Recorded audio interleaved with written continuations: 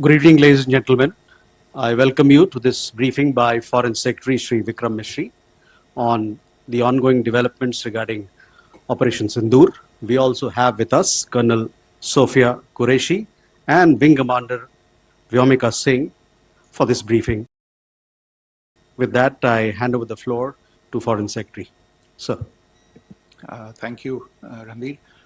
Good evening. Thank you all for joining for this briefing. You would have perhaps seen some information related to developments since late last night, early this morning, which has been put out by the Ministry of Defense. Just in case it has been missed, I will request Colonel Sophia Qureshi and Wing Commander Vyomika Singh to just update you and fill you in on the details. Thank you, sir. Operation Sindoor पर 7 मई 2025 को हुई press conference के दौरान भारत ने अपनी प्रतिक्रिया को केंद्रित, संतुलित और गैर उत्तेजक बताया था। यह विशेष रूप से स्पष्ट किया गया था कि पाकिस्तानी सैन्य ठिकानों को निशाना नहीं बनाया गया। साथ ही दोहराया गया कि भारत में किसी भी सैन्य लक्ष्य पर हमले का उचित जवाब दिया जाएगा।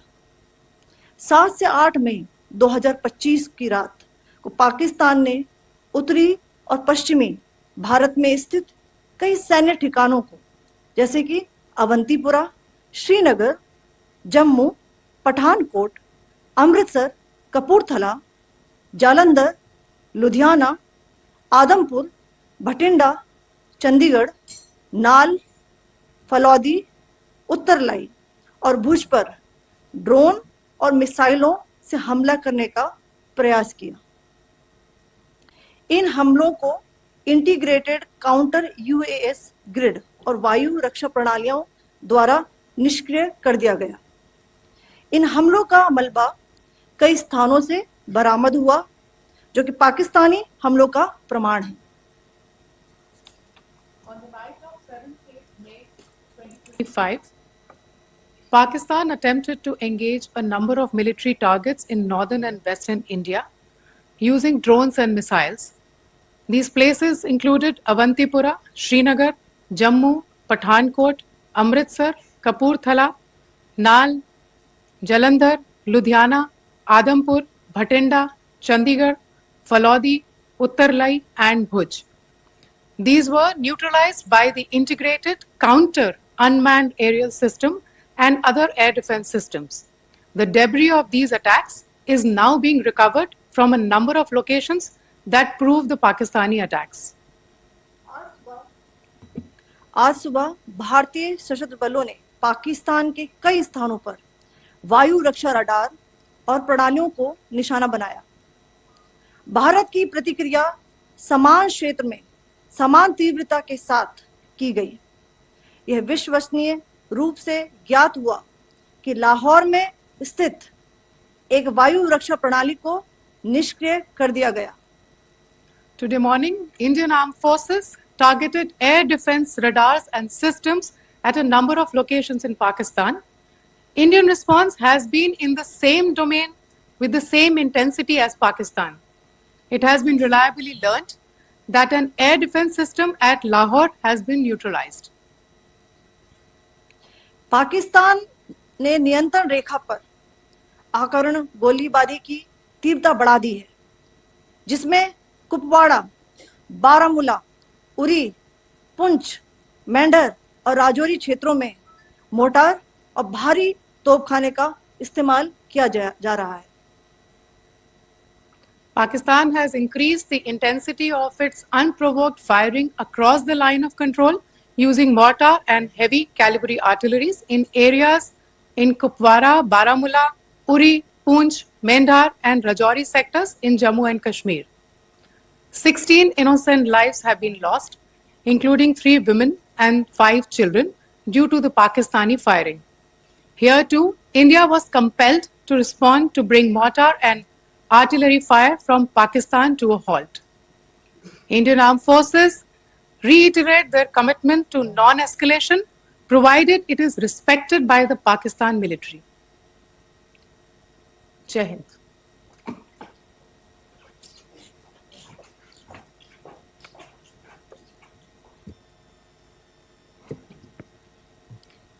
Thank you.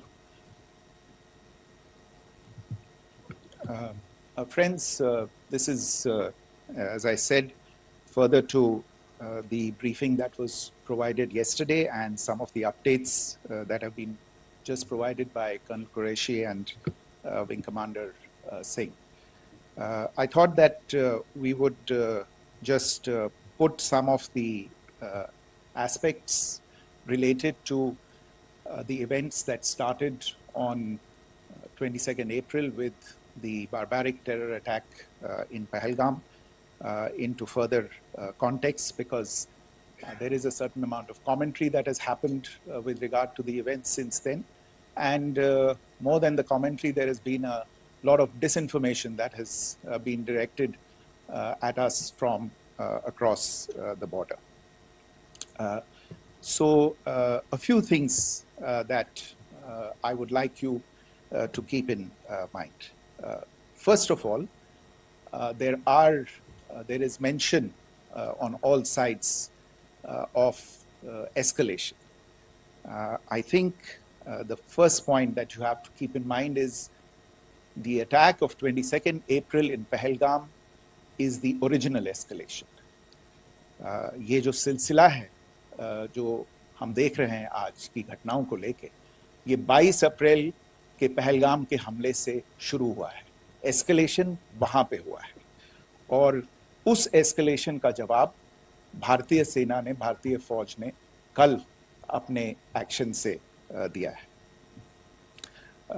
Secondly, I want to invite your attention to the involvement of the group calling itself the Resistance Front in these attacks.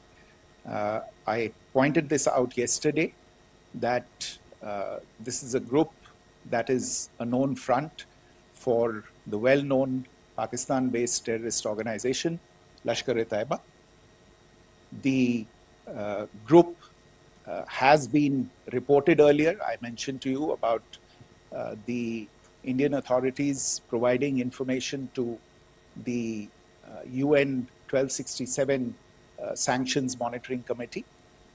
And in fact, we are going to be meeting with the team again very soon, and we will be providing an update to the information that we have provided earlier. But what is interesting, दिलचस्प बात यह है कि संयुक्त राष्ट्र की सुरक्षा समिति में जब पहलगाम के हमले को लेके एक प्रेस वक्तव्य जारी करने की बात चल रही थी, तो आप सोचिए किस देश ने टीआरएफ का, द रेजिस्टेंस फ्रंट का उसमें मेंशन किया जाना, उसको अपोज किया, पाकिस्तान ने. This was after the fact that the TRF claimed responsibility for this attack not once but twice, within a few hours after the incident on the 22nd of April, and then again on the morning of 23rd April.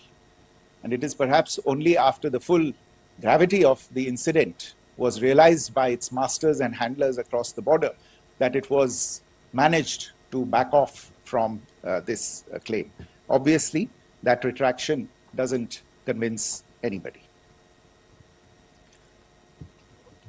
तीसरी चीज जो मैं आपसे कहना चाह रहा था, और कर्नल कुरैशी और विंग कमांडर सिंह ने कल भी बड़े स्पष्ट शब्दों में और आज भी आपसे ये बात साझा की है.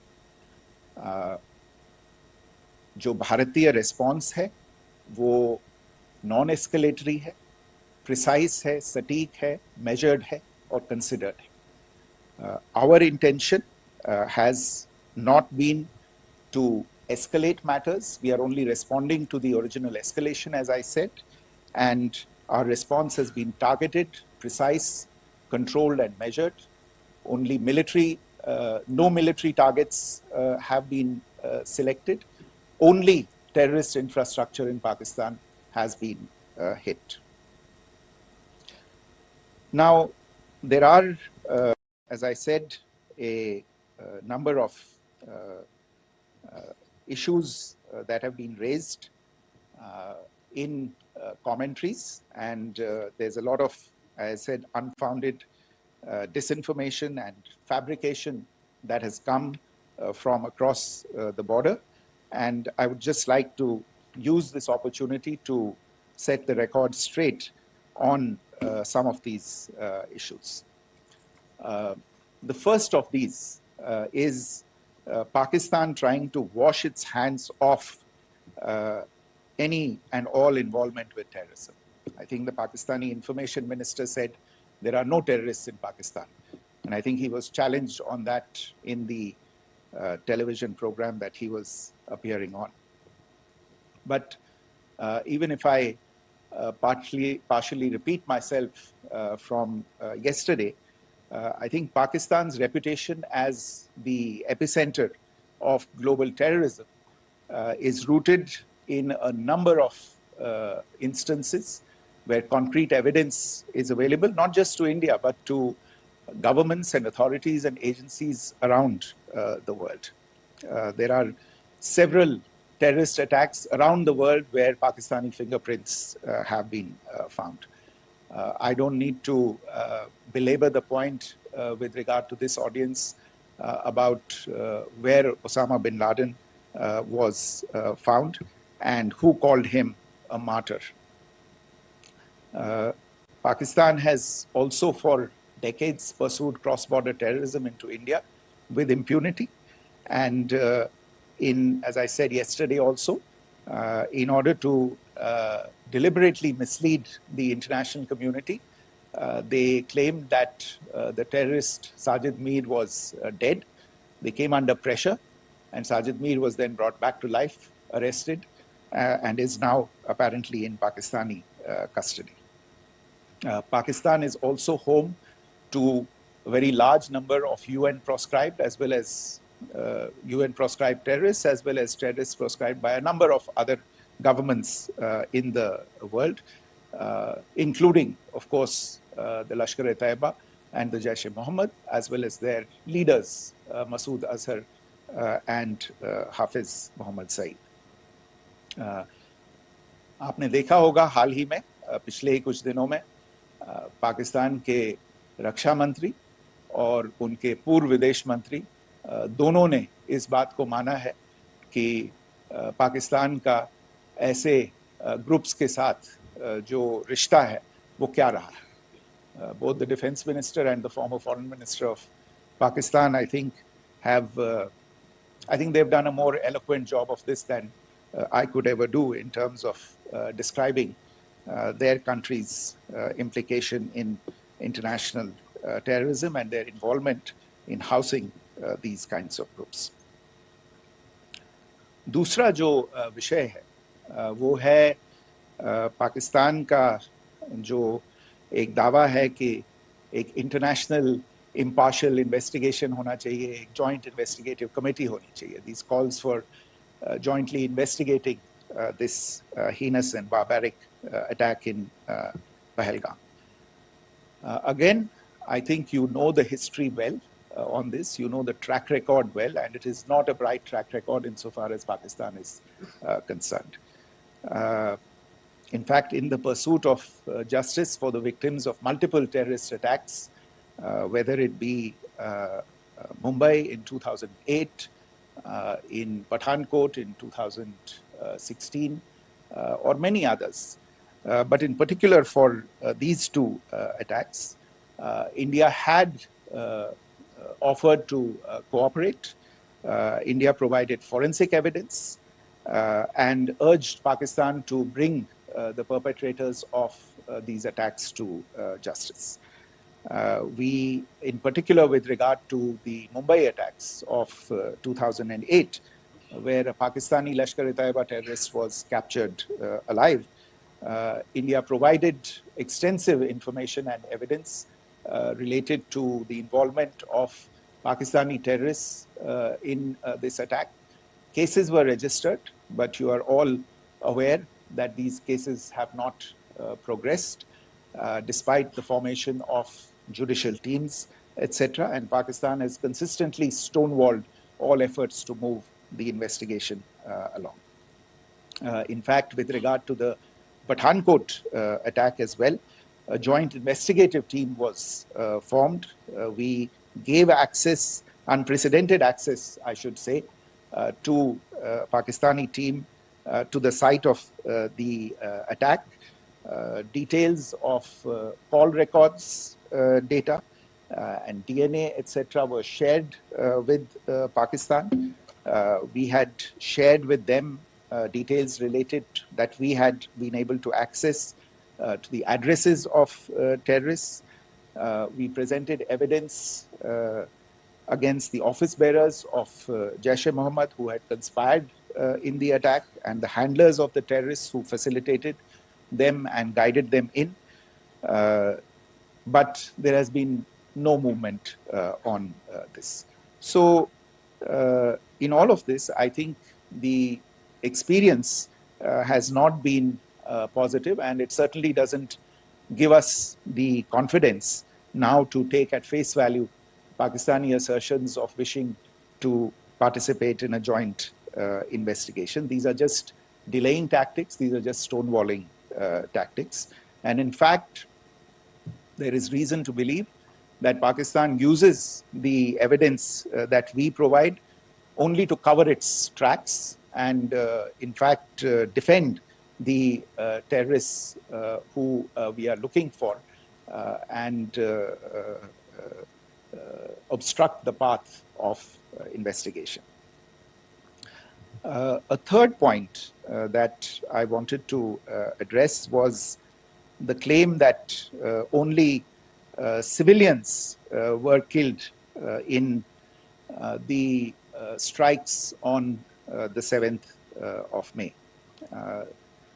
We have made the point very clearly that all attacks on the morning of 7th May were against carefully selected terrorist infrastructure, terrorist targets.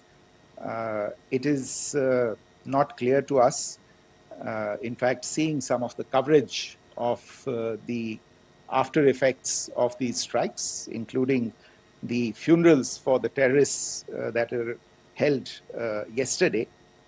I think a lot of you have seen the reports and the coverage on media. If only civilians, if any civilians were killed in these attacks, I wonder what message this picture actually sends to all of you. This is a question that is worth asking. It's also odd that the funerals of civilians are carried out with the coffins being draped in Pakistani flags and state honors being accorded. As far as we are concerned, the individuals eliminated at these facilities were terrorists.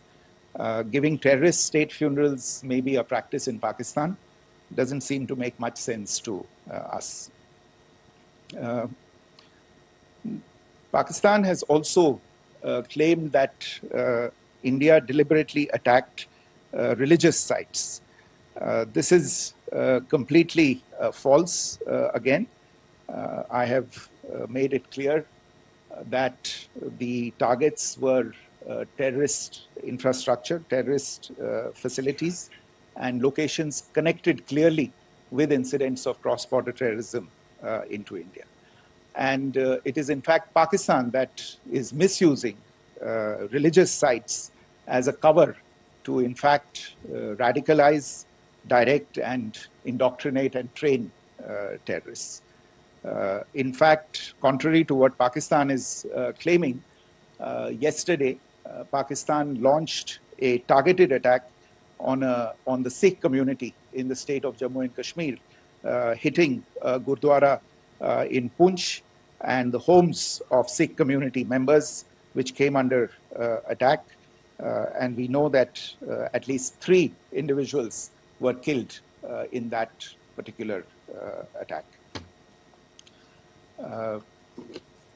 Pakistan is also making attempts to, in fact, just to add to this point, the retaliatory action that Pakistan has taken, in fact, is impacting civilians. I showed you the picture of the Gurdwara and the Sikh community members who were killed in this. There are other civilians also who've been killed and injured in these attacks. In fact, since yesterday morning, a total of 16 civilians have been killed and 59 others have been injured in the attacks by Pakistan. Not only this, Pakistan is also making attempts as part of its disinformation campaign to paint our action with regard to cross-border terrorism through the communal angle. If that is the issue, then I think I can do no better than to cite or point you in the direction of the Pakistan Army Chief's speech of 16 April 2025. I think that is the last word in communal rhetoric. And in the Pahalgam attack itself, you are aware of the kind of religious profiling that was done there. And perhaps there is a linkage between these two events. I can only say that these nefarious designs will not be allowed to succeed in India. And it is to be noted that people from all faiths, all religions, all regions in India have unequivocally, not just in India, but around the world, have condemned these attacks. The Pakistani claims of now responding to India's strikes of the 7th of May. As I said right at the outset, it is India which is responding. The original escalation was by Pakistan on the 22nd of April. We are the ones who are responding to that escalation with the action that was taken yesterday morning. And again, I would like to emphasize that the action was restrained.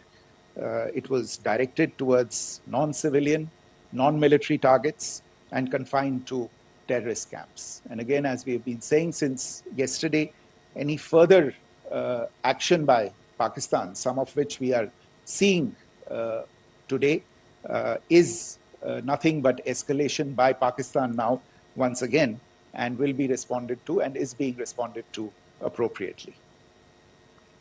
One point that I wanted to also address was the allegations to the targeting of a dam, the Neelam Jhelum project in Pakistan-occupied Kashmir. I want to say that this is an absolute and complete fabrication and a blatant lie. India has targeted only and only terrorist infrastructure, and the details of that, that terrorist infrastructure, together with the locations, were shared with you yesterday by Colonel Qureshi and Wing Commander Singh. I should note that if this kind of a claim is a pretext for targeting Indian infrastructure of a similar nature, Pakistan will be entirely responsible for the consequences that will undoubtedly follow. Finally, I want to address some issues that have been raised related to the Indus Waters Treaty and the disinformation that has been raised in regard to that as well. The fact is that there have been fundamental changes in the circumstances in which the Indus Waters Treaty was concluded, and they call for a reassessment of the obligations under the treaty. Over the last year and a half to 2 years, India has been in communication with the government of Pakistan. We've sent several notices to them requesting for negotiations to discuss modification of the treaty. India has for 6+ decades now honored the treaty, even during periods when Pakistan imposed multiple wars on us, and even when relations were adversarial. Pakistan is the one that has been acting in violation of the treaty, deliberately creating legal roadblocks in India exercising its legitimate rights on the western rivers. Any projects that India sought to build on the eastern rivers, and even on the western rivers, which we are allowed to by the treaty, were always challenged by Pakistan, thereby hampering our rights to utilize our legitimate waters under the treaty. In fact, if you see the preamble of the treaty itself states that the treaty was concluded in a spirit of goodwill and friendship. Mark those words, concluded in a spirit of goodwill and friendship. ये भारत का धैर्य और भारत की सहनशीलता है जो 65 साल से हम इतनी प्रोवोकेशन के बावजूद इस ट्रीटी को निभा रहे हैं. However, as has been made clear earlier as well, Pakistan has not responded to our requests to enter into negotiations for a reassessment of the obligations under the treaty. A number of conditions have changed. This is a treaty that was based on the engineering techniques of the 50s and the 60s. We are living through the first quarter of the 21st century. Technological changes and technological advancements have to be taken into account. There are demographic changes. There are climate changes that have taken place. There is the imperative of clean energy. And of course, the terrorism that Pakistan has wreaked in the state of Jammu and Kashmir itself has hampered India's ability to exercise its rights under the treaty. Pakistan's persistent refusal to respond to our requests to enter into government-to-government negotiations on the modification of the treaty is, in a sense, itself a violation of the treaty. And therefore, India has taken the step of putting the treaty in abeyance until Pakistan abjures irrevocably its support for cross-border terrorism. Maybe I'll stop there. I mentioned earlier yesterday as well that this is an evolving situation. I would therefore ask all of you to be considerate and restrained. It will not be possible for us or my colleagues from the armed forces to share operational details at this point in time. Beyond that, if you have any questions, may I have time for only a few, and I'll try to answer those questions. Okay, I give the floor to Rishabh. On Secretary, good evening. This is Rishabh from Times Now. I just wanted to understand, as per the press release that has been released earlier today, it says that we have successfully hit at the air defense of Lahore.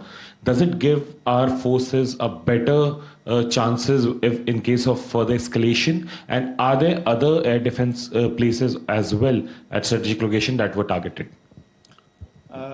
Rishabh, you are violating the first rule that I set out at the end of my remarks. The press release that has been issued by the Ministry of Defense today speaks for itself. It is related to operational matters. It's been released by the Ministry of Defense. As more information becomes available, it will be released at the appropriate time. Once again, please don't go into operational details at this point in time, because this is a constantly evolving situation. Yeah, go ahead. Foreign Secretary Smita Sharma, just wanted to ask, the Pakistani Minister Ishaq Dar in an interview has claimed that the national security advisors of India and Pakistan have spoken to each other, if you could confirm or deny, and is complete severance of diplomatic ties with Pakistan also on the table? I have no information with regard to contacts between the two national security advisors. Insofar as diplomatic relations are concerned, you've seen the steps that were announced in response to the following the meeting of the Cabinet Committee on Security on the 23rd of April. There are no further steps that are under consideration at this moment in time. Here, go ahead. Foreign secretary, मेरा नाम मनीष है, मैं TV9 Bharatvarsh से हूं, और आपने खुद ही बताया कि कितना मिस इन्फॉर्मेशन क्रॉस बॉर्डर से आ रहा है, बल्कि ऐसा लग रहा है जैसे पाकिस्तान के प्राइम मिनिस्टर और डिफेंस मिनिस्टर तक भी प्रोपेगेंडा करने में मिस इन्फॉर्मेशन में आ गए हैं। वो कई बार तो ये तक दावा करते हैं कि हम 3 राफेल हमने गिरा दिया, इतने हमने मिग गिरा दिए, और जब उनसे पूछा जाता है तो वो कहते हैं कि सोशल मीडिया में हमने ये सब चीज़ें देखी थी। तो अगर आधिकारिक तौर पर अगर आप कुछ कह सकें इस पर, ताकि उन्हें भी समझ में आए कि इस तरह के प्रोपेगेंडा नहीं चलने वाला है। देखिए, जब सही समय होगा तो आधिकारिक तौर पे इसके बारे में सूचना दी जाएगी, लेकिन जो आपका प्रश्न है कि प्रधानमंत्री और उप प्रधानमंत्री और विदेश मंत्री, उनके रक्षा मंत्री इस तरह की बातें कर रहे हैं, तो इसमें अचरज की कोई बात नहीं है। आखिरकार ये एक देश है जिसने अपना इसका जन्म लेते ही झूठ शुरू हो गया था।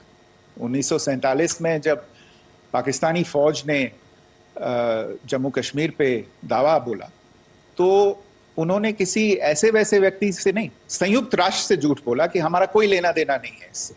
ये लोग जो गए हैं वो तो कबायली हैं। वो तो जब हमारी फौज वहां पे पहुंची और यूएन के लोग, संयुक्त राष्ट्र के लोग खुद वहां पे पहुंचे, उन्होंने देखा कि वहां तो पाकिस्तानी फौज घुसपैठ करके आ गई है, उसके बाद पाकिस्तान को मुंह की देखनी पड़ी और उनको मानना पड़ा कि हाँ, उनकी फौज वहां पे कुछ समय से पड़ी हुई है। तो ये जो यात्रा है एक तरह से 75 साल पहले शुरू हो चुकी है। तो I am not surprised that this kind of disinformation is being indulged in. Yeah. Siddhant. Sir, Siddhant from Beyond. Sir, we have seen a lot of negative comments coming from the Pakistani military of escalation. If tomorrow there is an escalation, there are strikes, we know one attempt has been thwarted, what will be the Indian response to those attempts of creating more escalation? Because it is looking like it's going towards more escalation. And my second question is, are any other world powers, essentially the P5 countries, the West Asian countries, reaching out to de-escalate the current situation? Look, on escalation, we've already made our stance clear. I mean, there are two basic points. First of all, it is Pakistan that escalated on the 22nd of April. We are only responding to that escalation. And then what we have said yesterday and what my colleagues have said today, that now if there is an attempt at further escalation by Pakistan, it will be responded to in an appropriate domain. And therefore, the choice is entirely that of Pakistan to make. As to your second question, I don't think I can do better than to point you in the direction of the statements that are being made from practically every chancellery in the world and the sentiment that they are carrying. That sentiment essentially, and for the major portion, is support for the government of India in the context of the condemnation of the terrorist attack in Pahalgam on the 22nd of April. There is wide recognition of the government of India's right to respond to these attacks in self-defense, and of course a desire to ensure that there is not further escalation. I think these statements speak for themselves. Yeah. There. Sir, this is Mosami from India Today. Now, in the all-party meeting, we have learned that the defense minister has said that, in the operations in Sindoor, almost 100 terrorists were killed. Would we have any details about what is the number like, and also about if there were any big faces, masterminds, terrorist masterminds who were in fact killed? There is also a report that Masood Azhar's family's 10 members have been killed, and Rauf Asghar, who was actually the mastermind of Pulwama, he's also been badly, severely injured. I don't have information at this point in time to share with you on these issues. But as I said, I think, there is so much information out there on television, in the news media, in social media, that it sometimes looks like a long time has passed since this. Please understand that slightly over 36 hours only have passed since this operation was undertaken. Let us have some patience. Information will come out. It will be shared in due time. Shruti. Thank you, Foreign Secretary.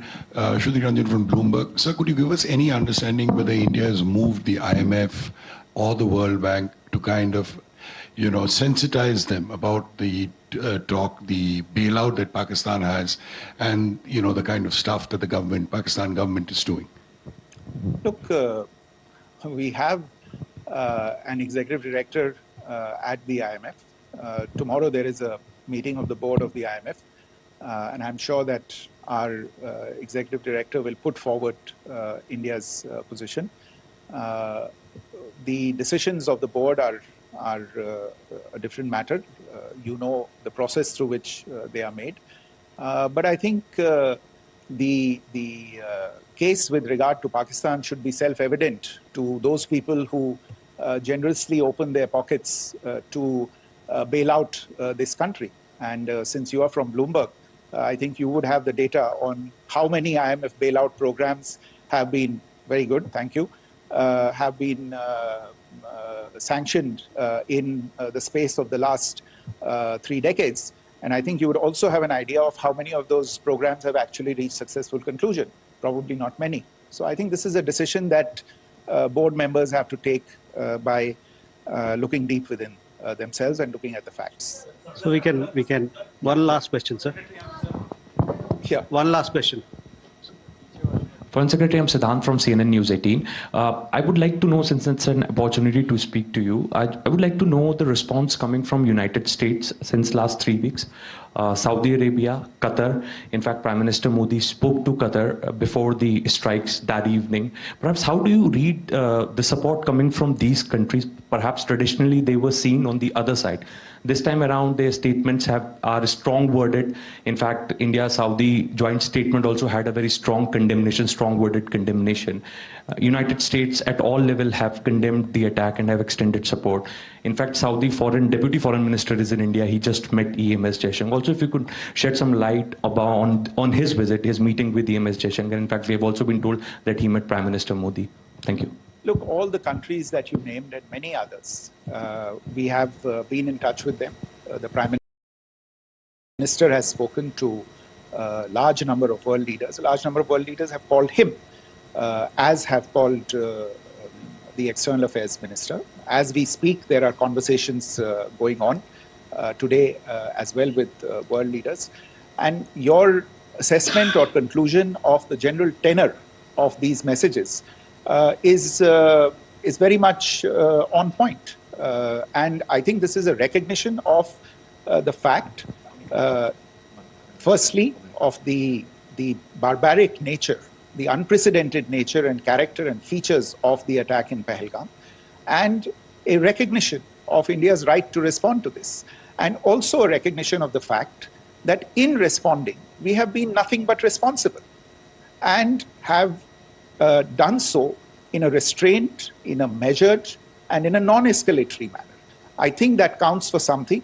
People have taken that into account, and that is what is explaining the kinds of reactions that we are seeing. And we appreciate the sentiments and the statements that have been made by the vast majority of world leaders. Yes, the Saudi Minister of State for Foreign Affairs is in Delhi. He had a meeting with the External Affairs Minister earlier today. I don't have further details at this moment, but if there are details, the ministry will share them at some point with you. Thank you. I think that's all we have time for today. We'll join you again soon. Thank you all. Thank you.